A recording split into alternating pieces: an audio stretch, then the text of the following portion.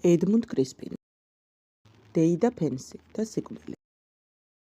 ჯორჯ გოტობედმა კარებზე დააგაგუნა. კარები დაახლოებით 60 წლის საკმაოდ მოსულმა ქალმა გააღო.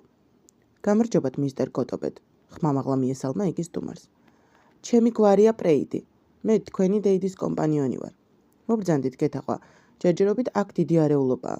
მართალია ჩვენ მხოლოდ 3 დღე რაც ჩამოვედით, ასე რომ გვაპატიე.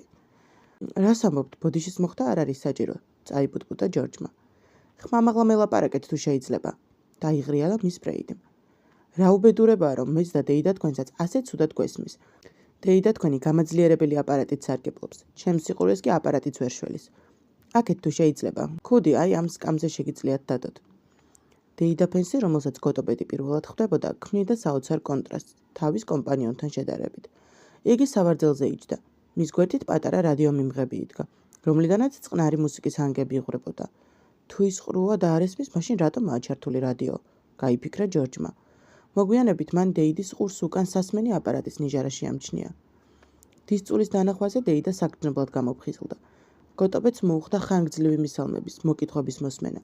შემდეგ დაიწყო აუცილებელი შეკითხვები და ეს დიალოგი გაგრძელდა მანამ, სანამ იგი არ გაწყვიტა ოდნავ გაღიზიანებული მის პრეიდის მოთხოვნამ, რომლის თანახმად დეიდას და დისწულს უფრო ხმამაღლა უნდა ელაპარაკათ. ამის შემდეგ მოსაუბრენი ყვიილზე გადავიდნენ. მაგრამ ყველაზე უცნაური მოხდა მაშინ, როდესაც მის პრეიდი ჩაის დასაყენებლად სამზარეულოში გავიდა. როგორც კი მან ოთახის კარი გაიხურა, თავაზიანი გამომეტყველება დეიდა ფენსის სახელზე უმალ შიშითა და მხელვარებით შეიცვალა. ჯორჯ, მისტერ გოტობედ, ნაჩქარევად, ჩორჩულით თქვა მან, გემუდარებით არ დამტოვოთ მარტო. არ ვიცი რატომ აკეთებს ამას, თვალებით დეიდამ კარებისკენ ანიშნა, მაგრამ საშინლად მეშინია. ძალიან გთხოვთ, არ წახვიდეთ. ამაღამ საშინლად მეშინია. ძალიან გთხოვთ, არ წახვიდეთ. მას სიტყვა პირზე შეაშრა, რადგან კარები გაიღო და ოთახში მის პრეიდი დაბრუნდა. ღმერთო ჩემო, გაიფიქრა ჯორჯმა, ხომ არ შეიშალა? იგი ფიქრობდა. ჯაზურ მუსიკას უსმენდა, სვამდა ჩაის და თანდათანობით მივიდა დასკვნამდე, რომ მისთვის გაუგებარი იყო და სერიოზულად ვერ მიიღებდა დეიდის ნათქვამს. რასაკვირველია იყო შემთხვევები, როდესაც კომპანიონები კლავდნენ მდიდარ მოხუცებს, რათა შემდეგ დაეუფლებოდნენ მათ ქონებას. მაგრამ დეიდამისი ხომ სრულიად ღარიბი იყო. გარდა ამისა, არა, ეს აბსურდია, სისულელეა. ცოტა ხნის შემდეგ ჯორჯი წამოდგა. თავაზიანად დაემშვიდობა დეიდასა და მის კომპანიონს. ღამით დარჩენა აღარავის შეუთავაზებია, ხოლო დეიდის მზერას იგი მონდომებით იცილებდა. საწყალი დეიდა ჩემი, როგორც ჩანს დაავადებულია დევნის მანიით, დაასკვნა ჯორჯმა, როდესაც უკან სოფელში ბრუნდებოდა. ოქსფორდში ჩასვლა იმავე საღამოს შეუძლებელი იყო. გოტობედმა მოფლის სასტუმროში ნომერი დაიქირავა, ხოლო სახლში გამგზავრება დილისთვის გადადო. შინ დაბრუნება გოტობედმა მხოლოდ 2 დღის შემდეგ შეძლო. ღამით დეიდამისი ბალიშით გაგუდეს, ხოლო სახლი მთლიანად გაქურდეს. ბუნებრივია, რომ დისწული იძულებული იყო მიეცა ჩვენებები და დასწრებოდა გამოძიებას. ეს ისტორია ჯორჯმა მოუყვა თავის კურატორს, ჯერვას ფენს. აი ასე ჩავრჩი სოფელში. მიხარია, რომ ახლა მაინც შევძელი უკან დაბრუნება. ბოდიშს ნოიხდით. მე მშვენივრად მესმის, რომ მომხდარი გაცილებით უფრო მნიშვნელოვანია, ვიდრე თქვენი საკურსო ნამუშევარი. ძლიერ ვწუხარ თქვენი დეიდის. არა უშავს, სერ. ფენს სიტყვაში ეწყვეტინა ჯორჯმა. მართალი გითხრათ, თავზარდაცემული არ ვარ, მაგრამ სინდისი კი მქენჯნის. მე ხომ ყურად არ ვიღე მისი თხოვნა და ვერაფრით დავეხმარე გაჭირვებულს. დეიდა პირველად ვნახე. დამავიწყდა მეთქვა, რომ იგი ჩემი ღვიძლი დეიდა კი არ არის, არამედ მამინაცვლის მეუღლეა. ასე რომ გასაგებია. შეგიძლიათ აღარ გააგრძელოთ. იცით რა მაინტერესებს? დარჩა თუ არა მას თქვენს გარდა ახლო ნათესავი? არა, სერ. მაშინ ლოგიკურია ვივარაუდოთ, რომ თქვენ მოხსენიებული ხართ მის ანდერძში. ხომ ასეა? არ მგონია, სერ. იცით რა? სანამ მამინაცვალი ცოცხალი იყო, ისინი გამუდმებით ჩხუბობდნენ. დეიდა ფენსის ჩემთვის არასოდეს არაფერი მოუწერია. მხოლოდ 2 დღის წინ მივიღე ბარათი. დეიდა ფენსი მთხოვდა ჩავსულიყავი მასთან და მომენახულებინა. რა მემკვიდრეობაზე შეიძლება იყოს აქ ლაპარაკი? კეთილი, ყველაფერი ეს ძალიან საინტერესოა. როგორც თქვენ განვიცით, დეიდა ფენსი 40 წლის წინ კენიაში გაემგზავრა და ცხოვრობდა იქ მთელი ამ ხნის განმავლობაში.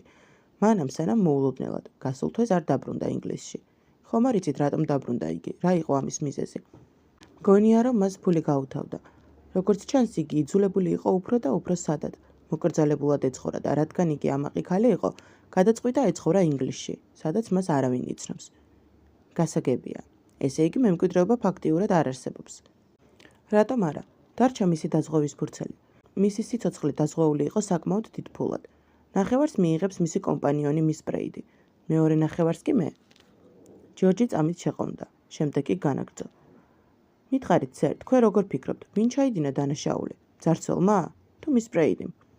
მგონია, რომ არც ერთმა და არც მეორემ. სწრაფად უპასუხა ფენმა.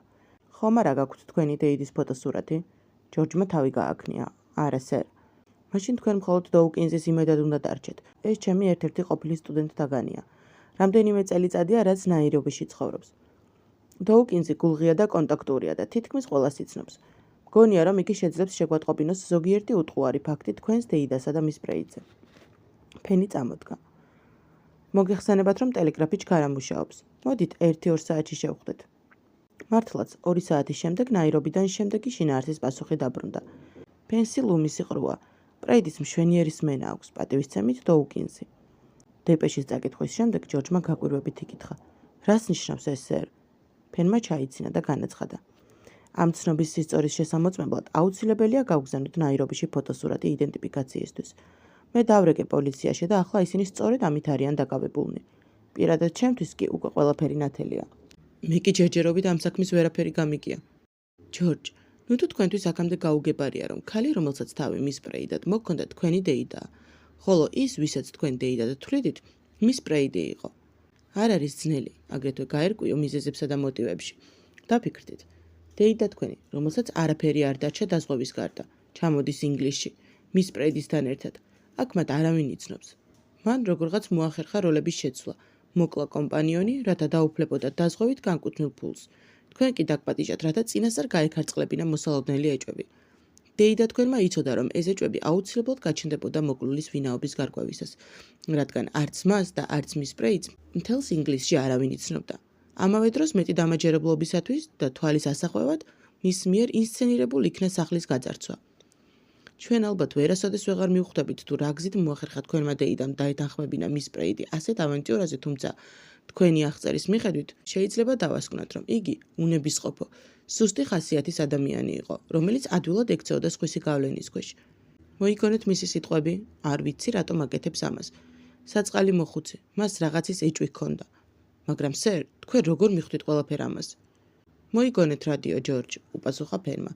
ხომ გახსოვთ თქვენ თქვით, რომ რადიოდან დაბალ ხმაზე ისმოდა მუსიკა. დეიდა თქვენს ყურზე ხმის გამაძლიერებელი აპარატი ექეთა. თქვენ საკმაოდ ხმადაბლა საუბრობდით, თუ ის მართლაც დაყრუ იყო, ასეთ შემთხვევაში აპარატს მნიშვნელოვნად უნდა გაეძლიერებინა თქვენი ხმა. მაშასა და მე, მაშინ როდესაც თქვენ მუსიკას ხმადაბლა აღიქვავდით, მისთვის იგი ძალიან ხმამაღალი უნდა ყოფილიყო. ნუ თუ შეიძლება იმის დაშვება, რომ ასეთ ვითარებაში მას შეეძლო ჩუმად ლაპარაკი? მით უმეტეს შეუძლებელია წარმოვიდგინოთ, რომ მას სურვილი გაჩენოდა ჩორჩულით რისიმე თქმის. განა შეიძლება მშვიდად ლაპარაკი ოთახში, სადაც რადიო ღრიალებს? სრულიად აშკარაა, ქალი, რომელსაც თქვენ ელაპარაკეთ, ყრუ არ იყო. ამ გარემოებამ მიმახვედრა, რომ აქ რაღაც გათამაშებულ ტრიუქს ჰქონდა ადგილი. ხოლო თუ რისთვის იყო გამიზნული იგი, ამის გარკვევა ჩემთვის ძნელი არ ყოფილა. მგონია, რომ თქვენს ნათესავს მკაცრი სასჯელი ელის.